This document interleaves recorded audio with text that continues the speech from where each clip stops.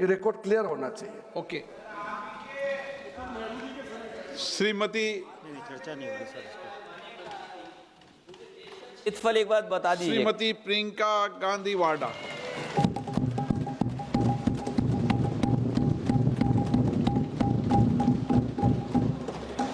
आदरणीय अध्यक्ष महोदय, मैं आपको धन्यवाद देना चाहती हूं कि इस महत्वपूर्ण मुद्दे पर आपने मुझे बोलने का मौका दिया।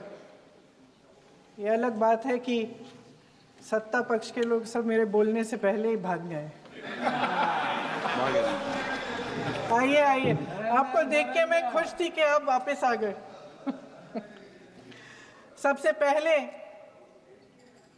मैं उन सैनिकों, उन जवानों, उन अफसरों को नमन करना चाहती हूँ जो हमारे देश के रेगिस्तानों में, हमारे देश के घने जंगलों में, बर्फीले पहाड़ियों पे हमारी देश की रक्षा करते हैं, जो हर पल देश के लिए अपनी जान देने के लिए तैयार रहते हैं। 1948 से लेकर अब तक, जब से पाकिस्तानी रेडर्स ने कश्मीर पे हमला किया, तब से लेकर अब तक हमारे देश की अखंडता की रक्षा करने में उनका बड़ा योगदान है। हमारी आज़ादी अहिंसा के आंदोलन से हासिल हुई, लेकिन जैसे मैंने कहा, उसको कायम रखने के लिए हमारी सेना का बहुत बड़ा योगदान है। अध्यक्ष महोदय, कल मैं सदन में बैठी हुई सबके भाषण सुन रही थी।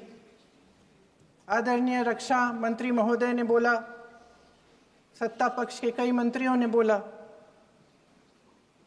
1 घंटे का रक्षा मंत्री जी का लंबा भाषण था।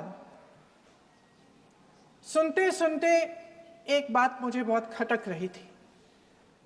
उसके बाद जब दूसरे भाषण भी सुने आपके सत्ता पक्ष के, तब भी ये बात बार बार मेरे मन में आ रही थी कि सारी बातें कर ली, ऑपरेशन सिंदूर की बात कर ली, आतंकवाद की बात कर ली, देश की रक्षा की बात कर ली, इतिहास का पाठ भी पढ़ा दिया, लेकिन एक बात छूट गई। उस दिन 22 अप्रैल 2025 को जब 26 देशवासियों को अपने परिवार के सदस्यों के सामने खुलेआम मारा गया, तो ये हमला कैसे हुआ, क्यों हुआ?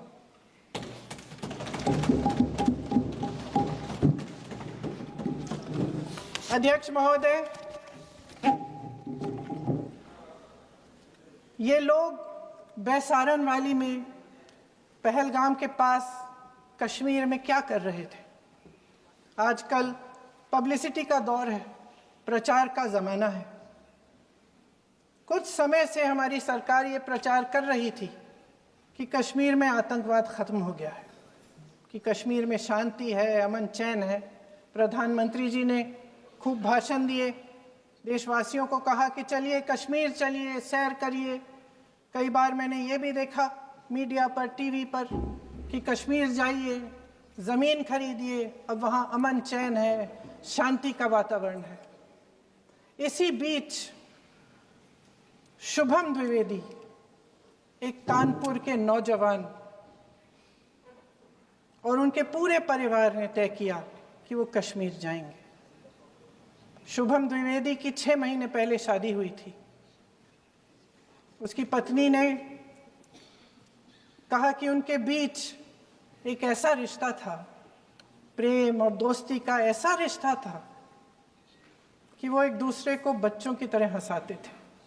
सोशल मीडिया पर एक वीडियो भी जारी है जिसमें पूरा परिवार एक साथ बैठा हुआ ताश खेल रहा है और ऐसे हंस रहे हैं, ऐसे हंस रहे हैं कि उस वीडियो को देख के किसी का भी दिल टूट जाए कि इस परिवार को इस तरह से उजड़ने क्यों दिया हमने। 22 अप्रैल 2025 को बैसारन वैली में मौसम का मिजाज अच्छा था।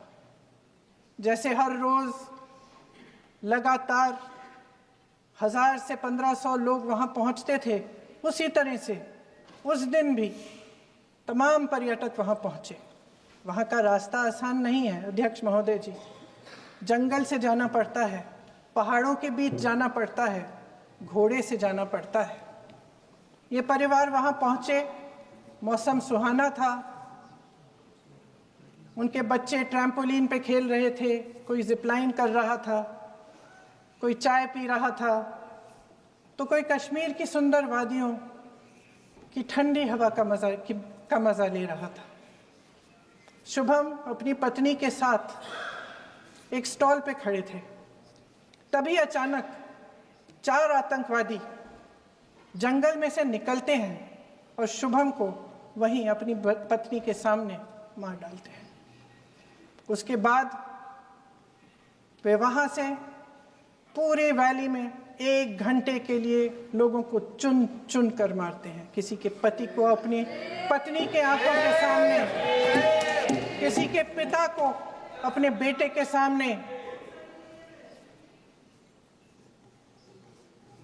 चुन चुन कर 26 लोगों को मार डालते हैं। शुभम की पत्नी घबराकर वहां से भागने की कोशिश करती है, अपनी जान बचाने के लिए जंगल की तरफ दौड़ती है। वहां पता चलता है कि तमाम लोग जंगल की तरफ दौड़े हैं और अपनी जान बचाने की कोशिश कर रहे हैं। कोई अपने बेटे का हाथ पकड़ के पहाड़ों पर घसीटता हुआ जा रहा है, कोई कश्मीरी घोड़े वालों और गाइडों की मदद लेते हुए चले जा रहा है।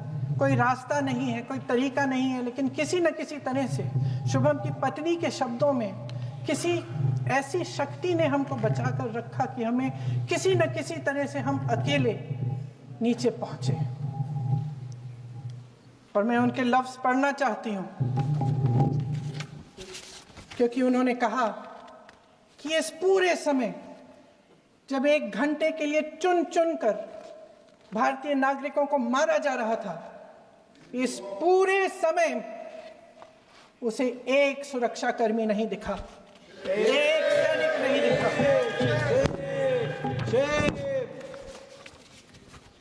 शुभम की पत्नी ने कहा, कोट, मैंने अपनी दुनिया को खत्म होते हुए देखा, अपनी आंखों के सामने एक सिक्योरिटी गार्ड नहीं था। मैं ये कह सकती हूं कि देश ने, सरकार ने हमें वहां पे अनाथ छोड़ दिया था। सिक्योरिटी क्यों नहीं थी वहां पे एक सैनिक क्यों नहीं दिखा? क्या सरकार को मालूम नहीं था कि यहां रोज 1000 से 1500 पर्यटक जाते हैं? क्या सरकार को मालूम नहीं था कि यहाँ के पहुंचने के लिए जंगल के रास्ते से जाना पड़ता है? अगर कुछ हो जाएगा तो लोग वहां से निकल नहीं पाएंगे। एक चिकित्सा का इंतजाम नहीं था, फर्स्ट एड का इंतजाम नहीं था, कोई इंतजाम नहीं था, ना सुरक्षा का ना फर्स्ट एड का। इन लोगों को भगवान भरोसे छोड़ दिया गया।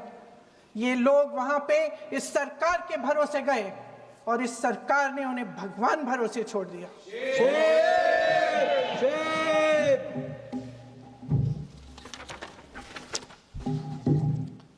मैं पूछना चाहती हूं, ये किसकी जिम्मेदारी थी?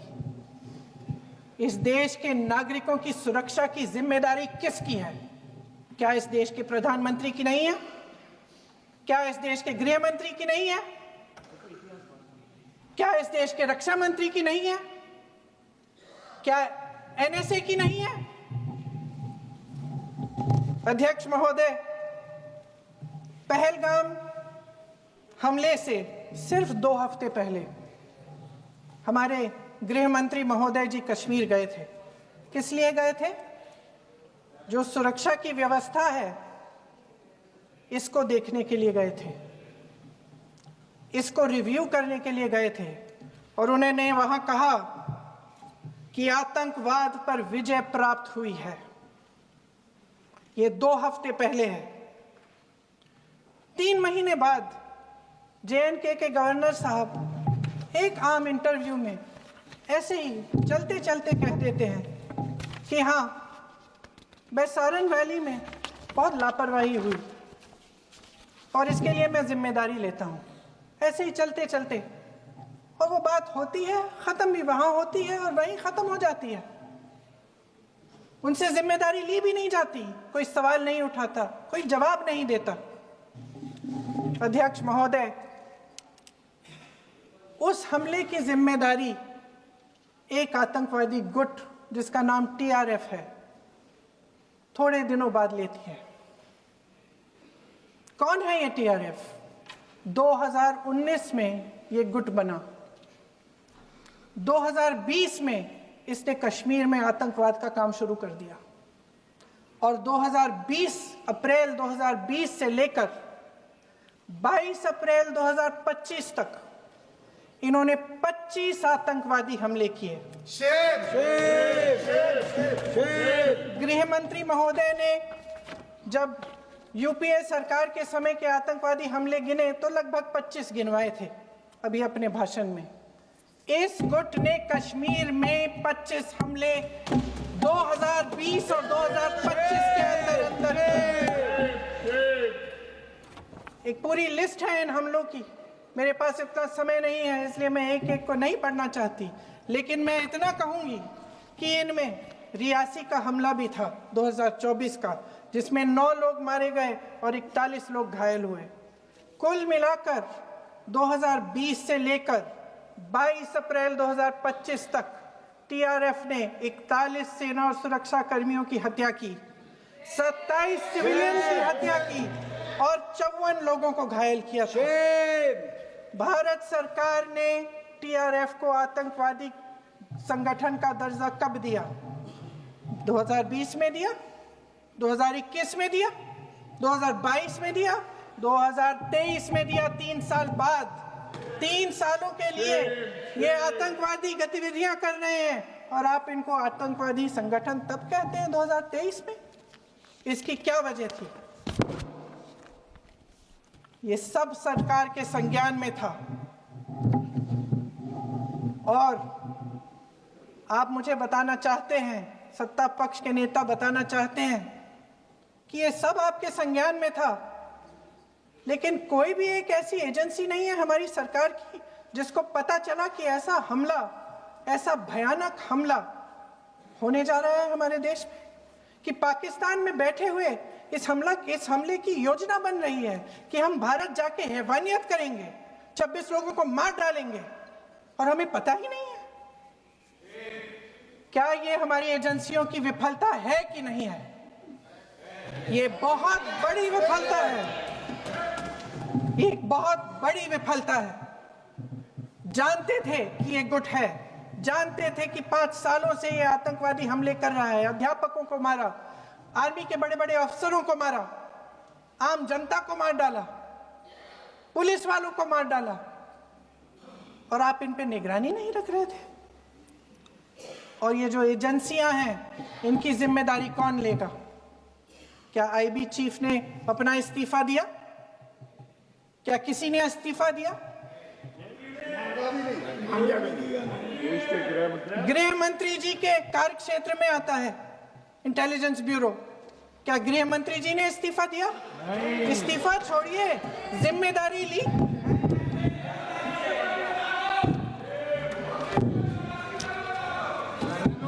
साहब देखिए, इतिहास की बात आप करिए, मैं वर्तमान की बात करना चाहती हूँ।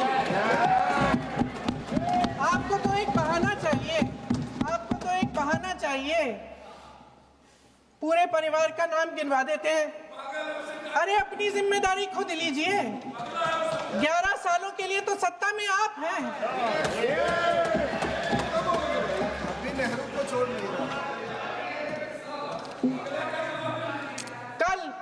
कल माननीय गौरव गोगोई जी ने अपने भाषण में पूछा गृह मंत्री जी से, क्या आपकी जिम्मेदारी नहीं थी?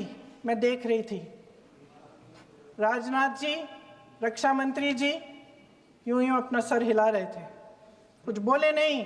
अंदर से ये महसूस हुआ होगा कि यहाँ कुछ जिम्मेदारी थी, लेकिन माननीय गृह मंत्री महोदय जी हंस रहे थे, वे हंस रहे थे।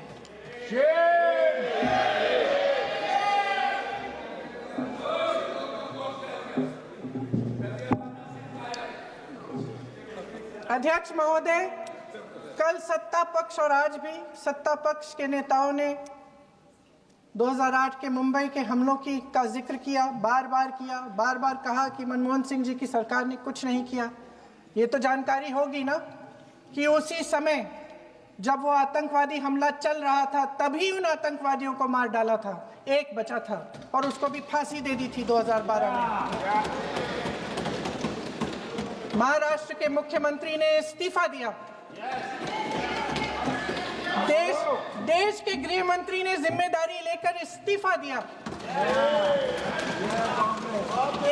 एक जवाबदेही थी पब्लिक के प्रति, एक जवाबदेही थी इस देश की जनता के प्रति, इस देश की धरती के प्रति।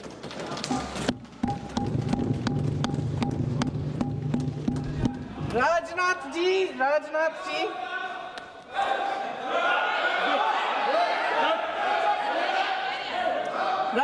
जी तो पुलवामा, उरी और पठानकोट के समय गृह मंत्री रहे थे।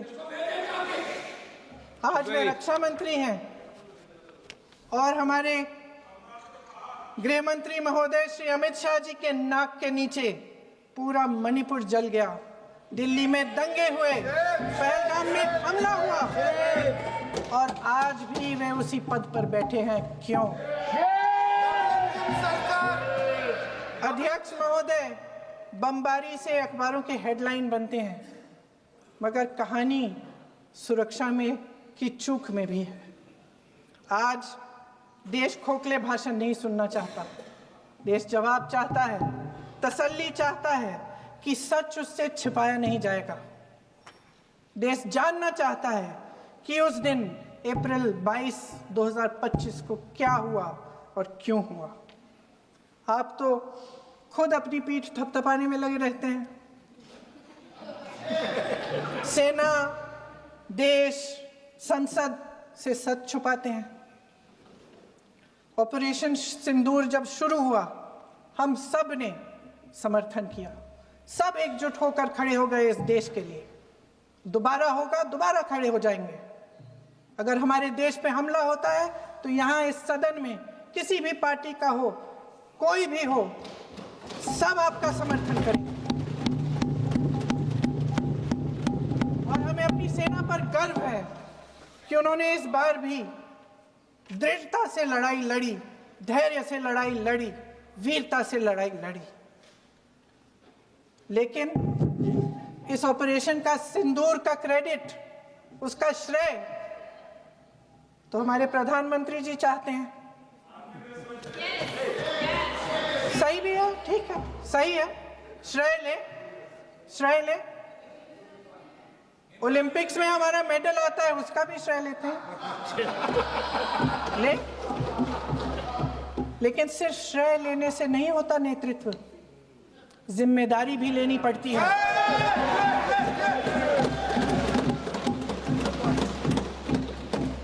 देश के इतिहास में ये पहली बार हुआ,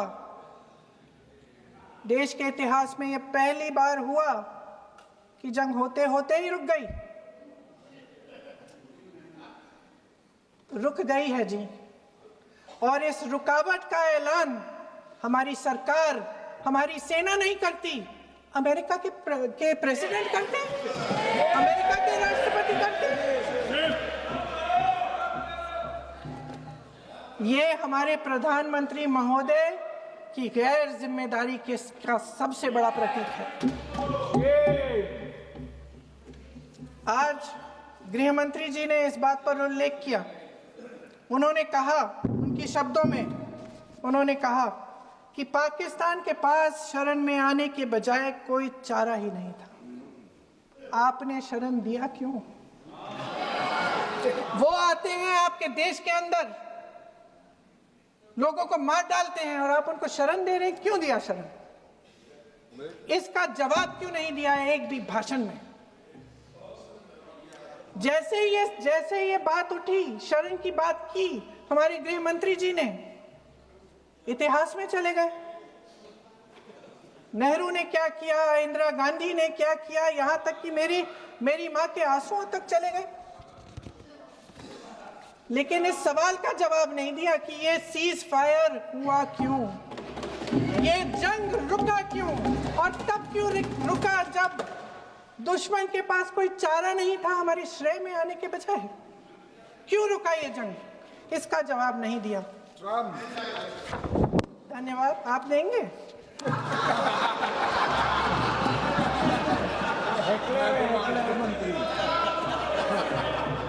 देना भाई देना, आपको टाइम मिलेगा तो। टाइम नहीं मिलेगा आपको शायद। वैसे महोदय, मेरी माँ की आंसू की बात किए, मैं इसका जवाब देना चाहती हूँ। मेरी माँ के आंसू तब गिरे जब उनके पति को आतंकवादियों ने शहीद किया, जब वे मात्र 44 साल की थी। और आज अगर मैं इस सदन में खड़ी हूं और उन 26 लोगों की बात कर रही हूं, मैं इसलिए कर रही हूं क्योंकि मैं उनका दर्द जानती हूं, महसूस करती हूं।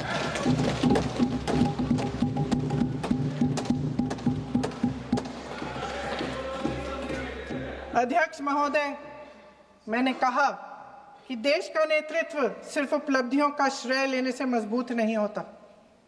सफलता और विफलता दोनों की जिम्मेदारी लेने से बुलंद होता है। ये सोने का ताज नहीं है, कांटों का ताज है। अध्यक्ष महोदय, जब सरकार झूठी और कायर हो तो वे बहादुर से बहादुर सेना के साहस और पराक्रम को भी कमजोर कर देती है।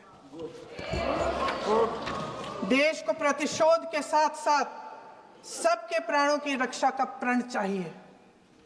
सेना की शक्ति के साथ सरकार की सच्चाई भी चाहिए।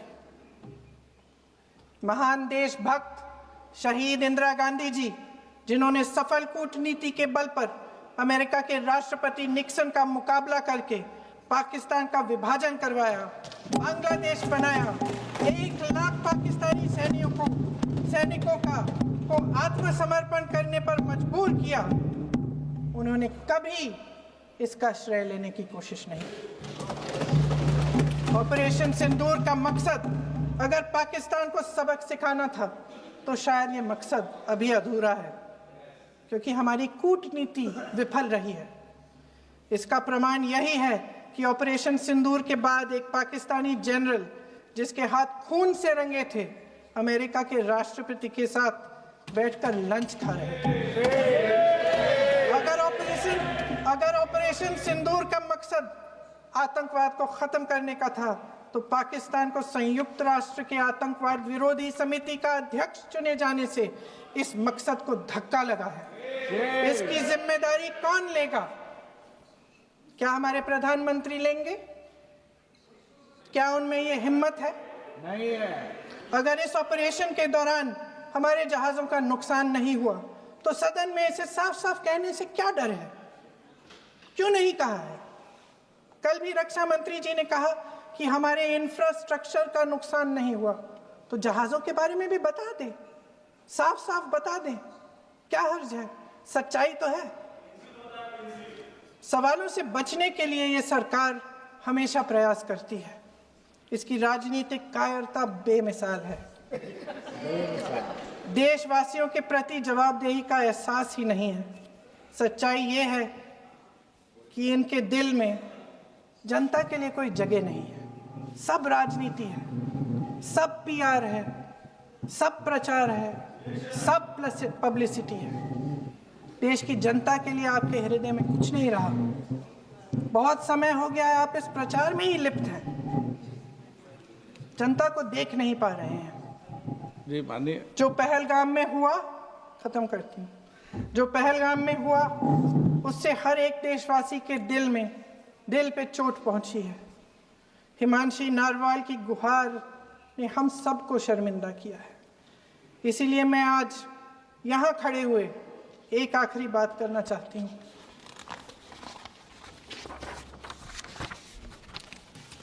इस सदन में लगभग सभी के पास सुरक्षा है, सुरक्षा की व्यवस्था है।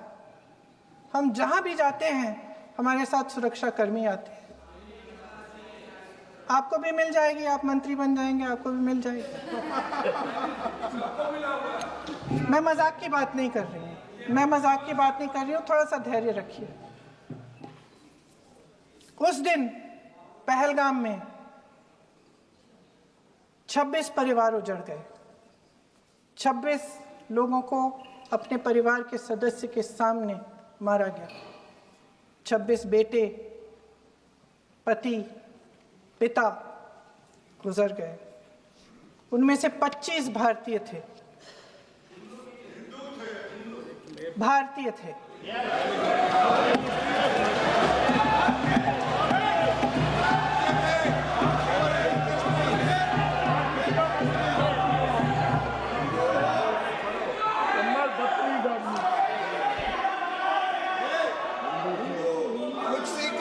जितने भी लोग बैसारन वैली में थे और जो 25 भारतीय मारे गए, उनके लिए कोई सुरक्षा नहीं थी, कोई सुरक्षा नहीं थी। आप कितने भी ऑपरेशन कर डालें, आप इस सच्चाई के पीछे छुप नहीं सकते, इसे नकार नहीं सकते। आपने उनको सुरक्षित नहीं किया।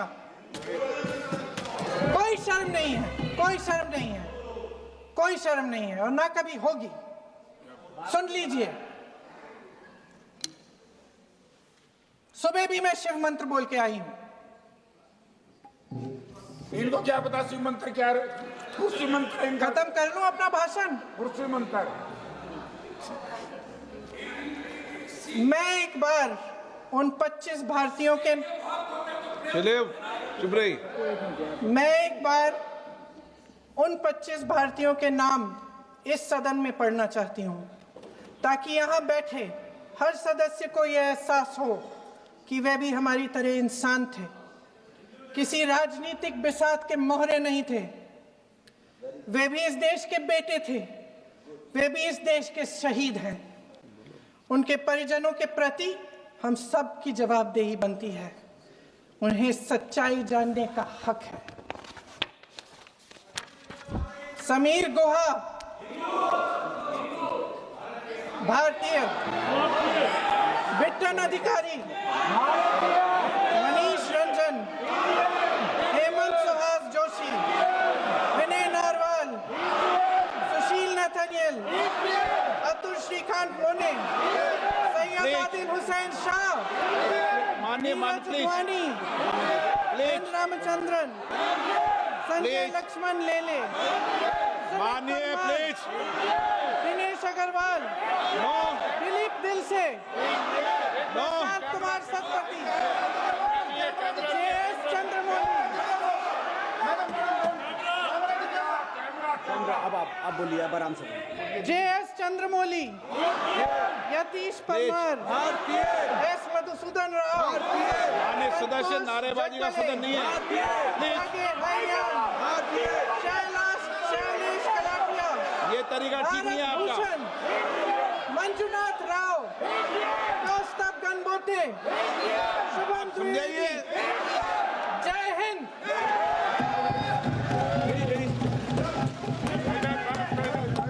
डॉक्टर श्रीकांत।